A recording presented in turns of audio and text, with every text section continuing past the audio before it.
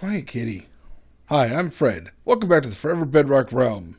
K-Dog is doing a really good job of turning this into a Martian landscape. Today we're going to build a cheap and easy cactus farm. And in this build we won't be using quartz, but we will be using spite.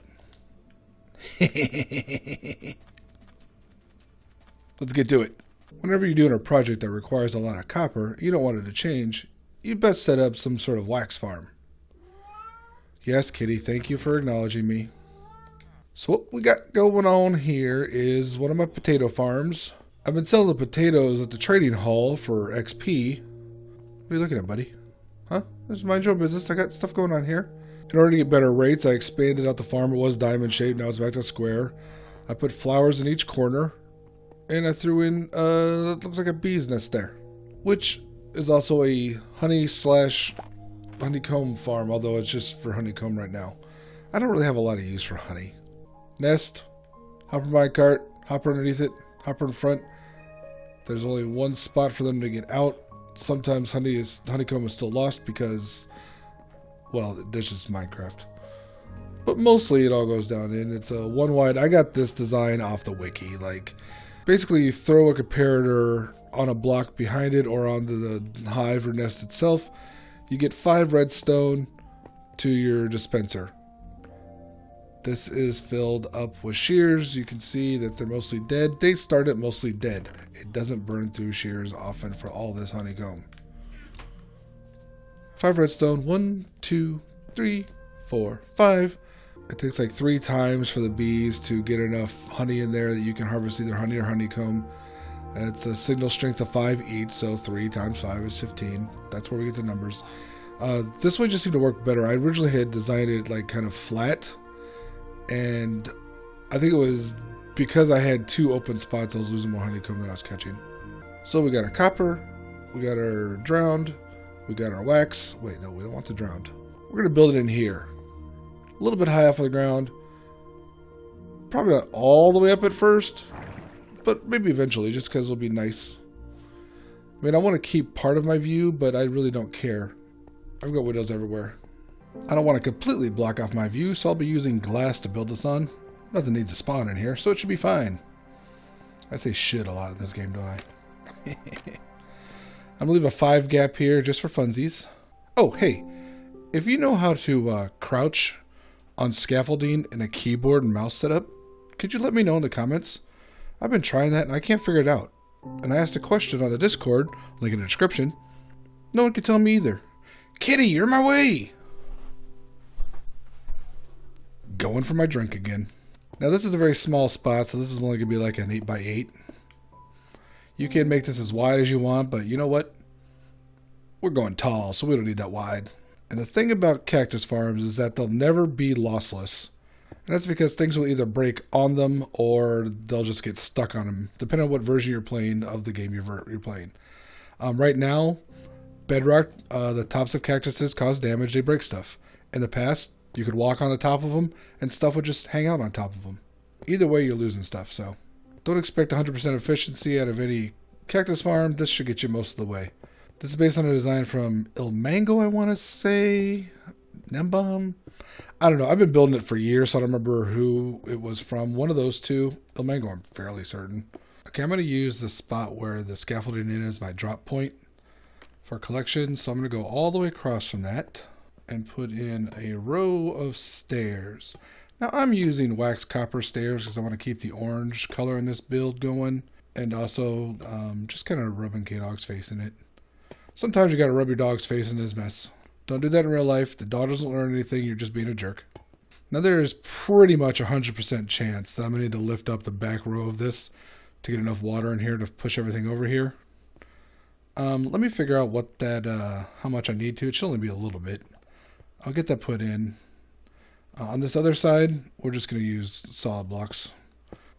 Have I said lately how much I hate water mechanics in Minecraft? So here's what I got. I could have used glass down here. In fact, instead of this lower row of steps, I could have used 2 rows of glass like it here.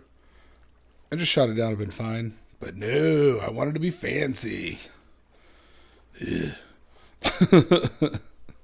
least I don't have to block off the hole. You can use a lightning rod. That was my plan. Just, use more copper. Stuff that falls in this corner will not get stuck. It'll be slow, but it won't get stuck. And it'll all flow over here. The placement of the scaffolding down there coincides with the placement of our first layer, Cactus. So we're going to start this farm right above this top layer. This is where that goes. So if I do that, and that, and that.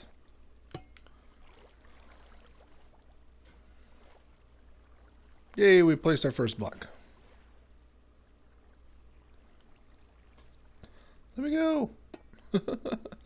Okay, minus the scaffolding, this is the basis of our farm. Sand on top of this. Put a fence post here. Cactus, cactus. So what happens is that the cactus grows, it hits a fence post, it automatically pops off, falls in the water, flows over here. Now we're going to create a 4x4 grid. You will quickly find that while you can kind of get a rhythm going, it's a really annoying, not very rhythmic. It's a long pattern. This is not a 1 or 2 measure rhythm here. We're talking like 16, maybe even 32 measure. Like it goes on for a while before it loops back around, all right? Let me build a couple of these. Let's see what we get. So going down, we're alternating between fence post and wall. That is to prevent some of the spillage from happening. So we have essentially layered grids. Slabs and sand with cactus on top, and then rows of fence and wall.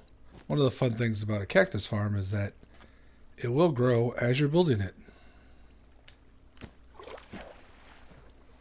So for each layer up, you want to put the next slab like a block and a half away from the cactus. I just use a temporary block here. Use something you don't mind losing because a lot of them will fall on cactus and die. That ought to be tall enough. This is really up here. I don't even know how many layers there are, but many. Many, many, many, many, many. 9 or 10? These wall segments need to go all the way up, not just alternating. I forgot that earlier. Hoping to build the whole thing like that. Should have watched a whole video. Cactus will tend to land on this or fall back there. You can do glass straight up from here, and the water will just kind of stick into there and it'll all flow out. I don't really care. There's more coming down as I'm just standing here. And for right now, I've just got it going into this. And that's the farm done. Easy peasy, lemon squeezy. Now the real question is, what should I do with all of this cactus?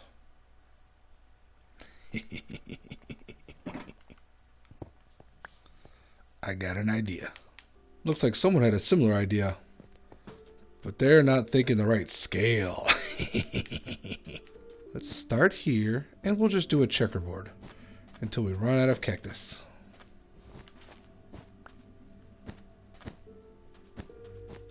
Oh yeah, that's much better. A desert needs a few cacti around. I just need to update the map. Oh. Perfect. Yoinks and Away. Hope you enjoyed that episode. Go ahead and make your cheap and easy cactus farm. Spite is optional. Practical jokes are also optional, but always fun. I'll catch y'all later.